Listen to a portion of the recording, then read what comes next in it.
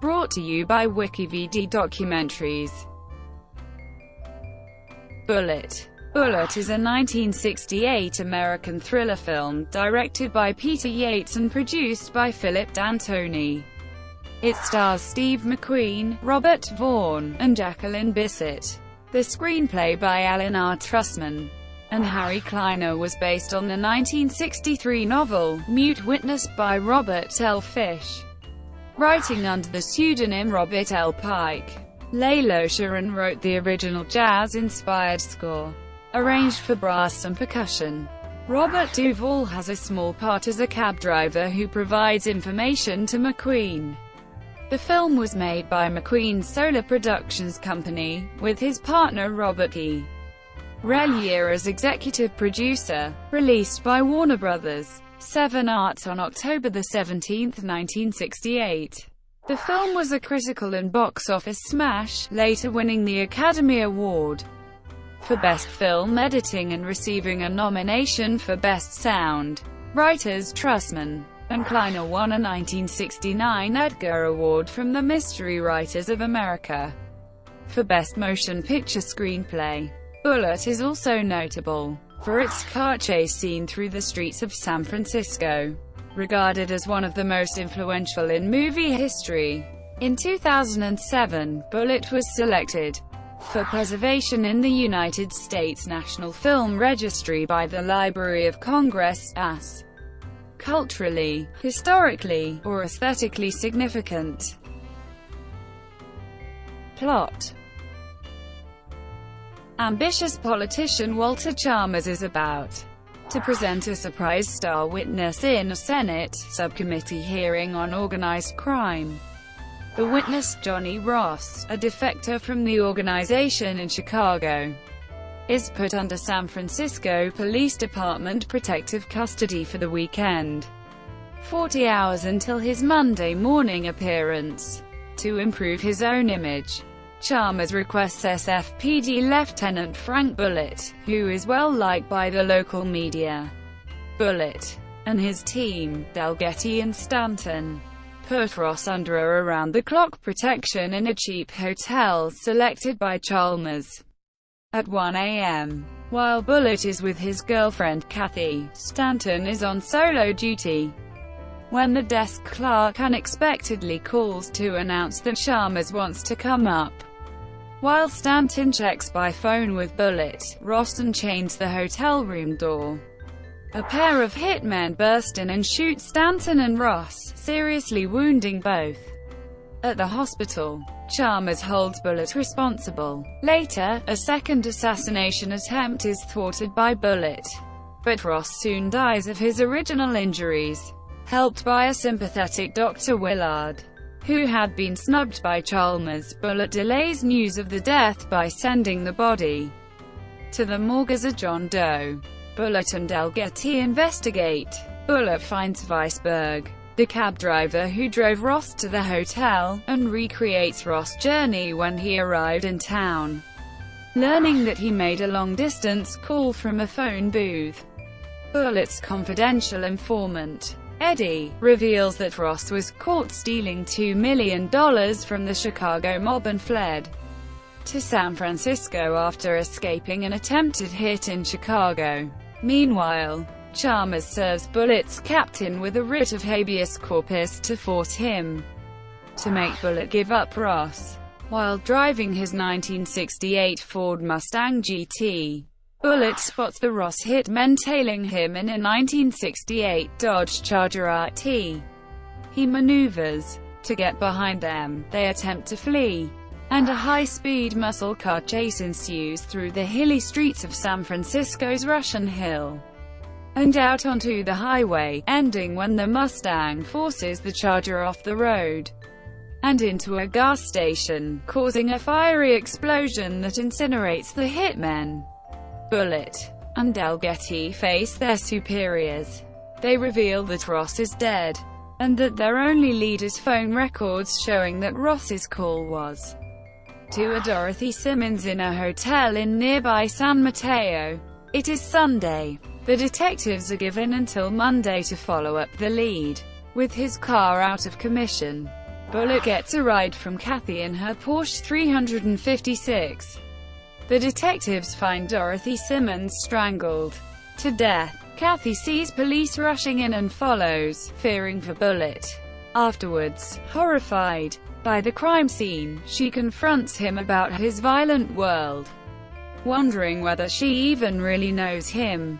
Back in San Francisco, Bullitt and Delgetty search Simmons' luggage, discovering men's and women's clothing, empty ticket and passport folders, a travel brochure for Rome, and thousands of dollars in travelers' checks made out to Albert and Dorothy Rennick. Bullitt requests passport information for the Rennicks and a fingerprint check for the dead Ross. Chalmers again confronts Bullitt, demanding a signed admission that Ross died while in his custody. Bullitt refuses. A facsimile of Albert Rennick's passport application arrives, showing the man they thought was Ross was actually Rennick, a used car salesman from Chicago with no criminal record. Bullitt points out that Chalmers was duped by the real Ross, who used Chalmers to fake his own death by setting up Rennick to die, then murdered the wife to complete the cover-up. Delgetty discovers reservations for the Rennicks on an evening flight to Rome. He and Bullitt head to San Francisco International Airport to look for the real Ross, who must be traveling as Rennick. They stake out the Rome flight gate, only to find that Ross has switched to an earlier flight to London that is already taxiing toward takeoff. Chalmers shows up to lay claim to the real Ross, even though he is now wanted for murder, and is again rebuffed by Bullitt. Bullitt has the plane stopped, but Ross escapes. A foot chase across the busy runways ends in a tough pursuit inside the crowded passenger terminal. When Ross bolts and shoots a security guard, Bullitt shoots and kills Ross. Left behind, empty-handed, is Chalmers, who is driven off in a Lincoln Continental with a "Support Your Local Police" bumper sticker. Early the next morning, Bullitt drives home. As he walks up to his apartment, he spots Kathy's car. He looks in and sees her sleeping in his bedroom, but he does not wake her. He takes off his gun and balances it on a banister. As he begins to wash up at the bathroom sink, he looks up into his own reflection and contemplates himself for a long moment. Production. Bullitt was co-produced by McQueen's Solar Productions and Warner Brothers. 7 Arts. The film pitched to Jack L. Warner as "doing authority differently." Development. Bullitt was director Yates' first American film. He was hired after McQueen saw his 1967 UK feature, Robbery, with its extended car chase. Joe Levine, whose Embassy Pictures had distributed Robbery, did not much like it, but Trustman, who had seen the picture the very week he was writing the Bullitt chase, insisted that McQueen, Relyea and D'Antoni, none of whom had ever heard of Yates, see Robbery and consider Yates for director of Bullitt. Casting. McQueen based the character of Frank Bullitt on San Francisco Inspector Dave Toschi, with whom he worked prior to filming. McQueen even copied Toschi's unique fast-draw shoulder holster. Toschi later became famous, along with Inspector Bill Armstrong, as the lead San Francisco investigators of the Zodiac killer murders that began shortly after the release of Bullitt. Toschi is played by Mark Ruffalo in the film Zodiac, in which Paul Avery mentions that McQueen got the idea for the holster from Toschi. Realism. Bullitt is notable for its extensive use of actual locations rather than studio sets, and its attention to procedural detail, from police evidence processing to emergency room procedures. Director Yates' use of the new lightweight reflex cameras allowed for greater flexibility in location shooting. car chase. At the time of the film's release, the car chase scene generated prodigious excitement. Leonard Maltin has called it a now classic car chase, one of the screen's all-time best. Emmanuel Levy wrote in 2003 that Bullitt contains one of the most exciting car chases in film history, a sequence that revolutionized Hollywood standards. In his obituary for Peter Yates, Bruce Weber wrote, "Mr. Yates' reputation probably rests most securely on Bullitt, his first American film, and indeed, on one particular scene, an extended car chase that instantly became a classic. The editing of this scene likely won editor Frank P. Keller the Academy Award for Best Editing." Filming. The total time of the scene is 10 minutes and 53 seconds. Beginning in the Fisherman's Wharf area of San Francisco, at Columbus and Chestnut, followed by Midtown shooting on Hyde and Laguna Streets, with shots of Coy Tower and locations around, and on Filbert and University Streets. The scene ends outside the city, at the Guadalupe Canyon Parkway in Brisbane. The route is geographically impossible if it is assumed to take place in real time.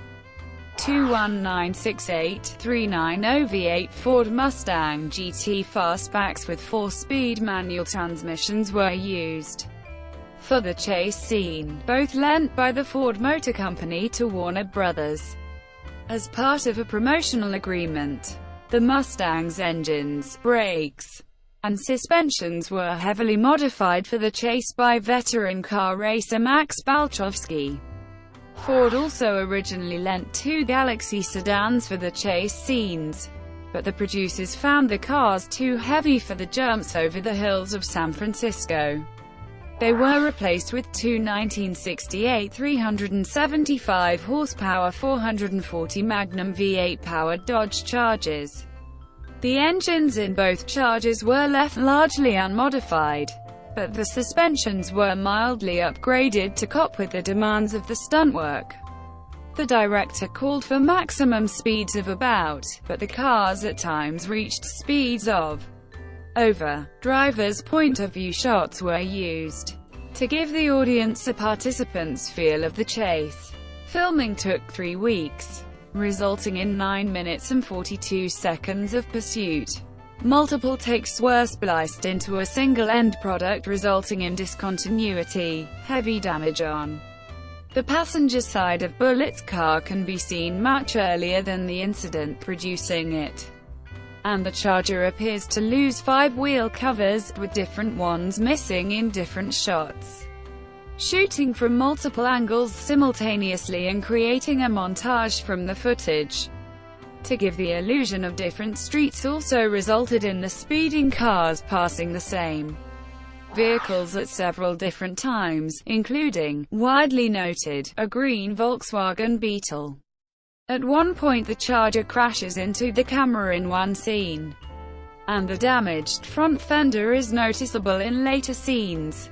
Local authorities did not allow the car chase to be filmed on the Golden Gate Bridge, but did permit it in Midtown locations including Bernal Heights and the Mission District, and on the outskirts of neighboring Brisbane. McQueen, an accomplished driver, drove in the close-up scenes, while stunt coordinator Kerry Lofton, stuntman and motorcycle racer Bud Eakins, and McQueen's usual stunt driver, Lauren Janes, drove for the high-speed part of the chase and performed other dangerous stunts. Eakins, who doubled for McQueen in the Great Escape sequence where McQueen's character jumps over a barbed wire fence on a motorcycle, lays one down in front of a skidding truck. During the Bullitt chase, the Mustang's interior rear-view mirror goes up and down depending on who is driving. When the mirror is up, McQueen is visible behind the wheel. When it's down, a stuntman is driving. The black Dodge Charger was driven by veteran stunt driver Bill Hickman, who played one of the hitmen and helped with the chase scene choreography.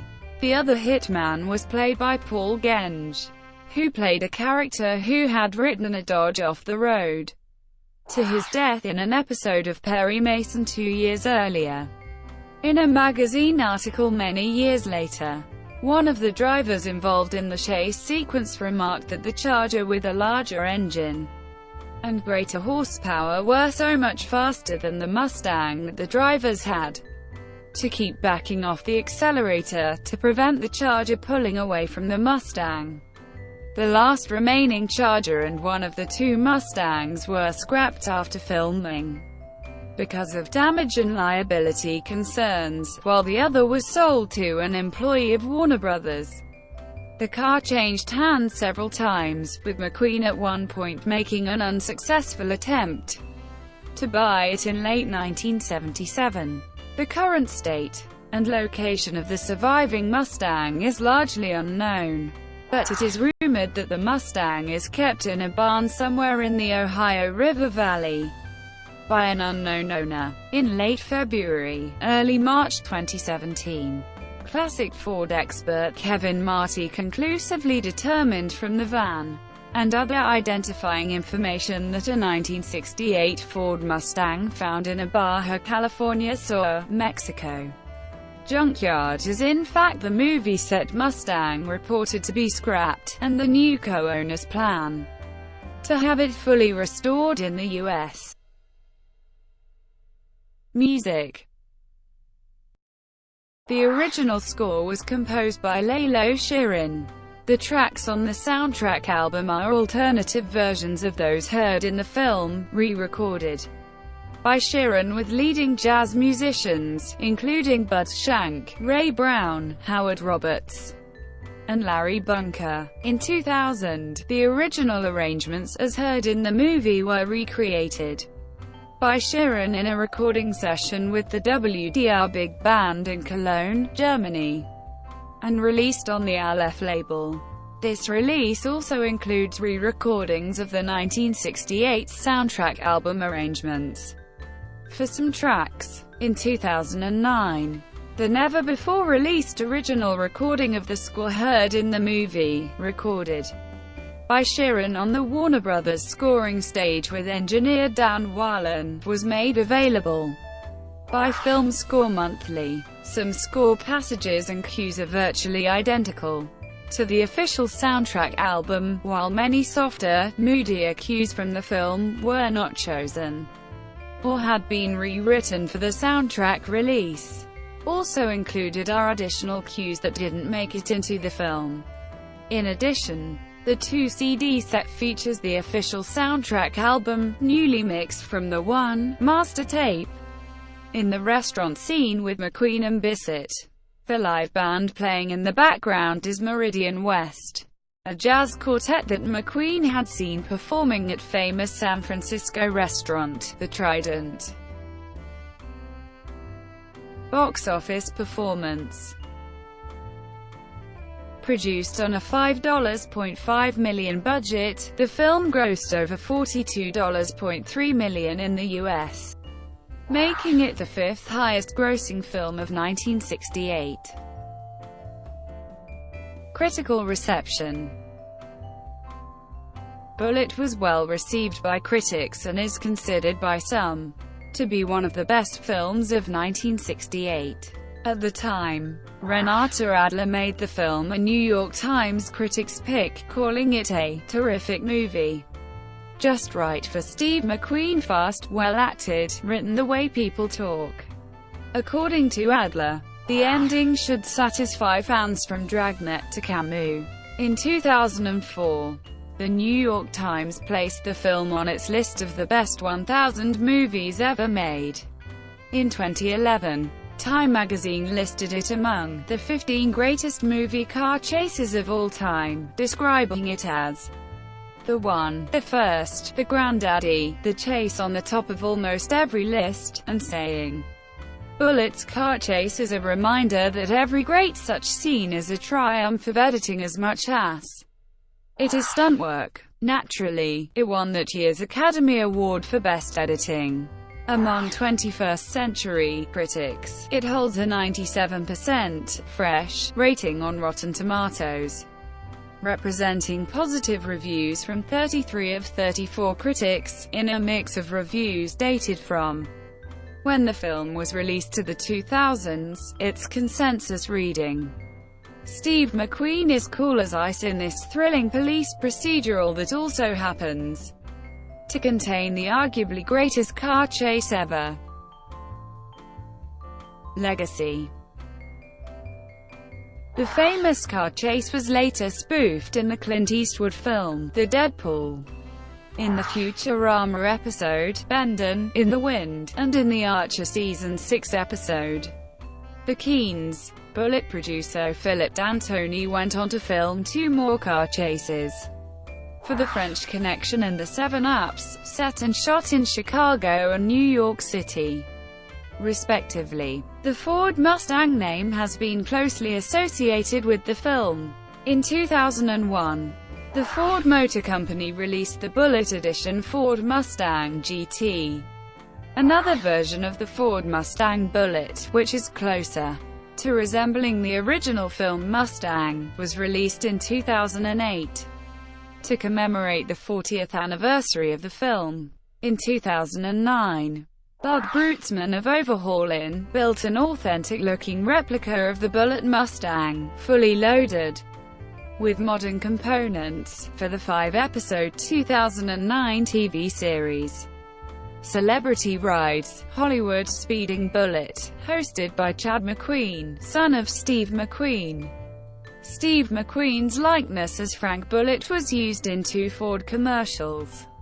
The first was for the Europe-only 1997 Ford Puma, which featured a special effects montage of McQueen driving a new Puma around San Francisco before parking it in a studio apartment garage beside the film Mustang and the motorcycle from The Great Escape. In a 2004 commercial for the 2005 Mustang, special effects are again used to create the illusion of McQueen driving the new Mustang.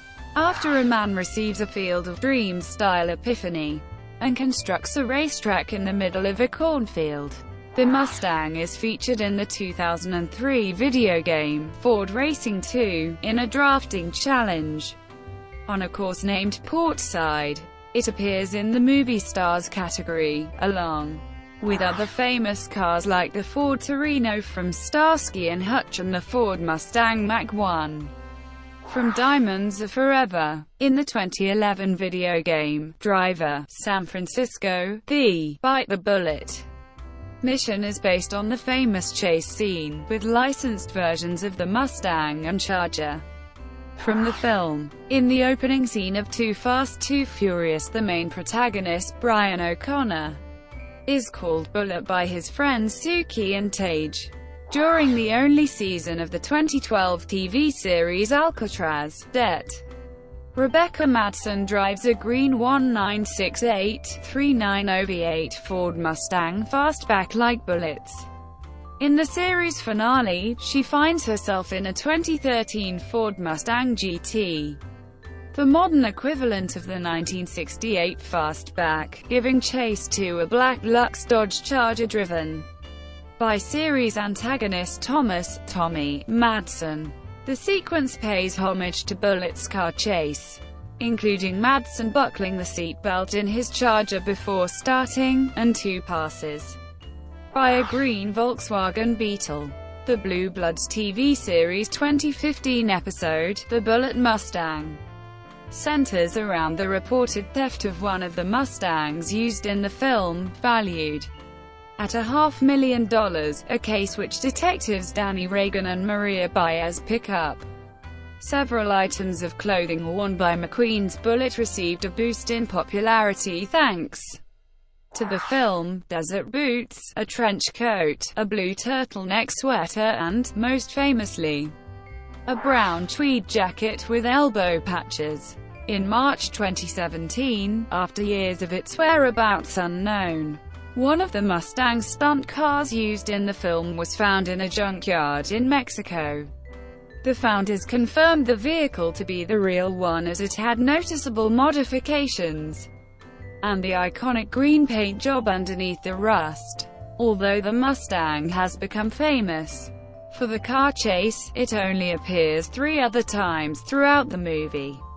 The first time it is seen is when Frank pulls up to the apartment to check on the injured Ross. The second time is when Frank is driving home after taking Ross and keeping him hidden. The third time is when Frank parks up near the car wash to talk with Weisberg. The car chase is its final appearance in the movie as it is taken away from Frank after he kills the hitmen in the car chase. Thank you for watching. Brought to you by WikiVidi Documentaries. Please like and subscribe below.